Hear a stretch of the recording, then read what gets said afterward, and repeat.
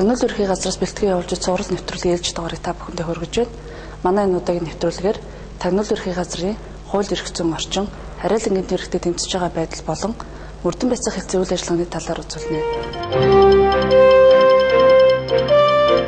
Монгол улсад тагнуулын байгууллагын үйл ажиллагааг төрөлцсөн хуулиар зохицуулах анхны эрх зүйн үндэс нь 1992 оны 5 дугаар сарын 13-ны өдөр улсын баг хурлаас баталсан улсын аюулгүй байдал хангах тухай хуулиар тавигдсан юм. Энэ хууль нь тухайн үед улсын аюулгүй байдал хангах тухай зохицсон асуудал. Нөгөө талаас улсын аюулгүй байдлыг хангах байгууллагатай холбогдсон харилцааг давхар зохицуулснараа онцлогтой бөгөөд тагнуун турших үйл ажиллагаа эрхлэх байгууллагын зохион байгуулалт эрх зүйн үндэсийг хуульчлан тогтоож өгснөр бол чухал ач холбогдолтой болсон юм.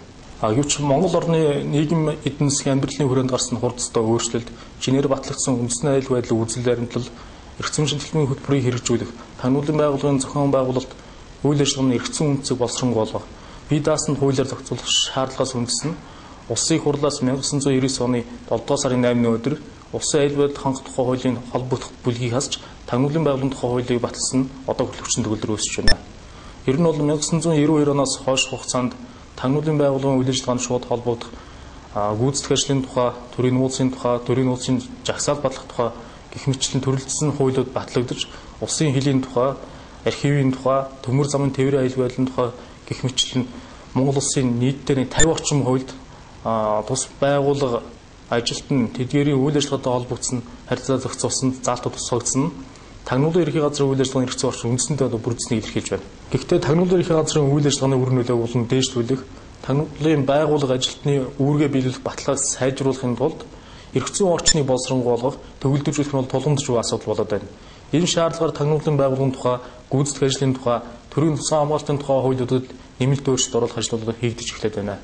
Мөн тагнуулын байгууллагын үйл ажиллагаанд холбогдох бусад хуулиуд ч гэсэн нэмэлт өөрчлөлт оруулах шаардлага зүй басаар гарч иж байна.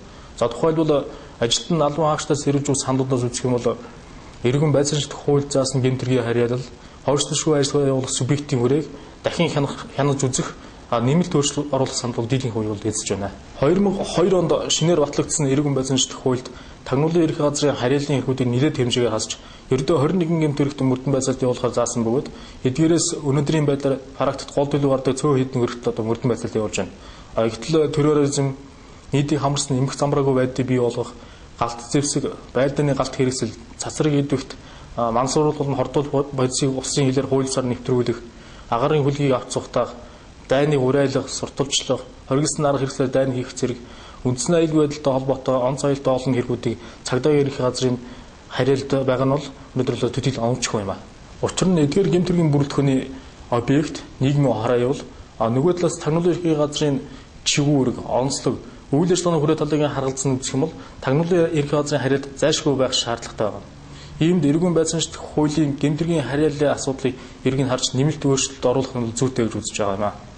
Мөн тагнуулын ажлуудаас хил гайлын бүс дүүлдэгдсэн гэмтэргийг шалгаж илрүүлэх, гүйцэтгэх ажлын явцад гэмтэргийн уул мөрийг баримтжуулахын тулд хойшлошгүй ажиллагаа явуулах шаардлага гардагч эргэн байцаалт хуулиар энэ эрх хэмжээг олгоогүйгээс хэргийг түргэн шуурхаа илрүүлэх, гүйцэтгэх ажлын баримтцуудыг нотлох баримтын хэмжээнд нөлөөлөх хүндрэл үүсгэж байна.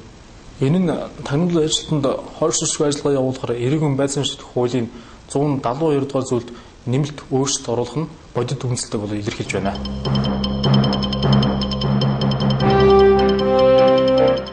Их завхрал гарч түүний засаж залруулах талаар тухайн үеийн төр засаг анхаарч олон арга хэмжээ авсны нэг нь дотоод явдлын яамд мөрдөн байцаах хэлтс байгуулсан явдал байлаа.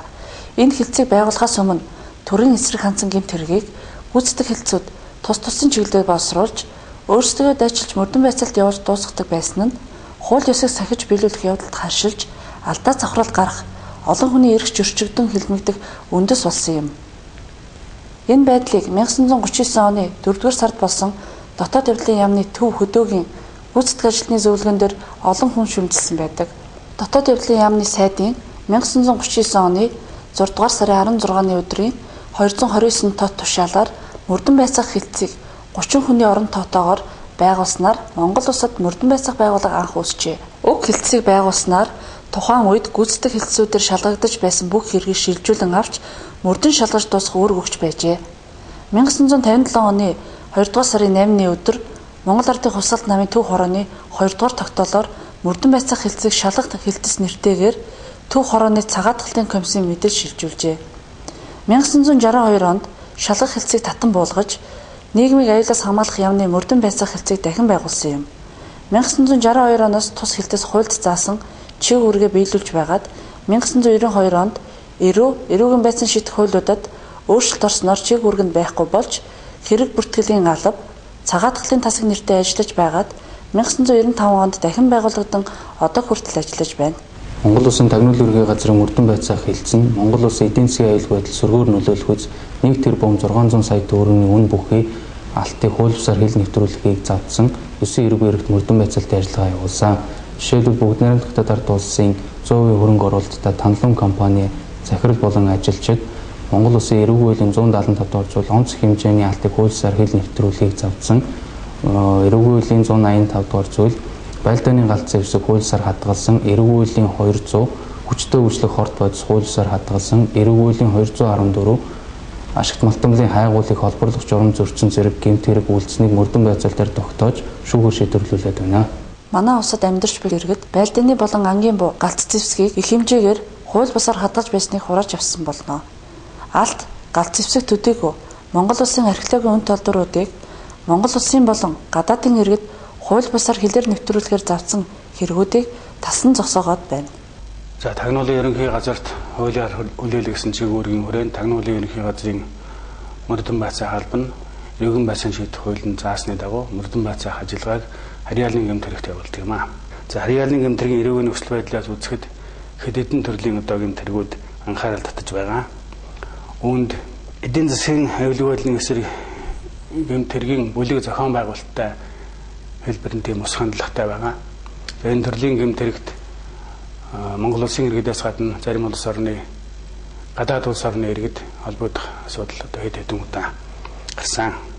За үүнтэй холбоотойгоор тагнуулын ерөнхий газрын мөрдөн байцаах албаны харьяалын гэмт хэргийн хүрээг судлан үзэх, тагнуулын ерөнхий газрын эрх зүйн орчин дэлхийн улс орнуудын чиг хандлагатай уялдуулан авч үзэх үндэслэл шаардлага байгаамаа. Тагнуулын ерөнхий газрын мөрдөн байцаах алба нь харьяалын гэмт хэргийг мөрдөхийн зэрэгцээ улс төрийн хилээс хэрэгт хэлмэсдийг цагаатах чиглэлээр манайд тийм тасаг ажилдаг. Энэ тасаг нь мөрдөн байцаалтын ажиллагааг явуулж хууль зүйн дагуу одоо ингэж шийдвэрлэдэг. Манай энэ удаагийн нэвтрүүлэг өгөр өндөрлөж байна. Дараагийн нэвтрүүлгээс эхлэн Монгол Улсын тагнуулын байгууллагын төвөөс үзүүлэх болно.